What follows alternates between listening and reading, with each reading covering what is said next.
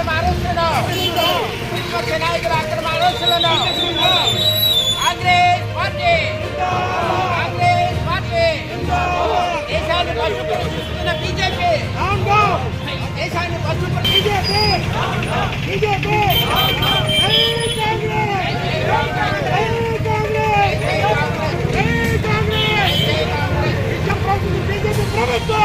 అటువంటి ప్రభుత్వం ఈ భారతదేశంలో ఉండేది మరి భారతీయులు చేసుకున్నటువంటి దౌర్భాగ్యం. ఎందుకంటే ఈవేళ పేపర్ల లీకేజ్ వల్ల భారతదేశంలో 7.5 కోట్ల మంది విద్యార్థులు అమర్తారు.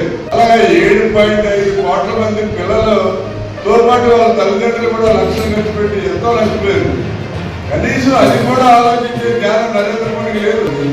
అది గురించి చదువులే అతనికి తెలియదు కాబట్టి 152 సార్లు పేపర్ లీకేజ్ అతనికి పట్టించుకోవట్లేదా అన్నట్టుగా ఈ సంస్థలన్నీ పెట్టుకుని ఎన్ని నాశనం చేశారు. బాబు నరేంద్ర మోడీ గారు మీకు ఒకటే వాళ్ళకి మనం పక్క దేశం శ్రీలంకలో చూసాం, విద్యార్థులు తిరుగుబాటు చేశారు. అక్కడ ప్రధాన అందరూ కూడా దేశస్తులు పారిపోయారు. అలాగే బంగ్లాదేశ్ లో చూసాం, ఆవిడ దేశస్తులు పారిపోయి భారతదేశంలో తలదాచుకోవడానికి వచ్చి ఇక్కడ పడి తలదాచుకుని ఆకులు కావడం మరణ శిక్ష కూడా విధించారు.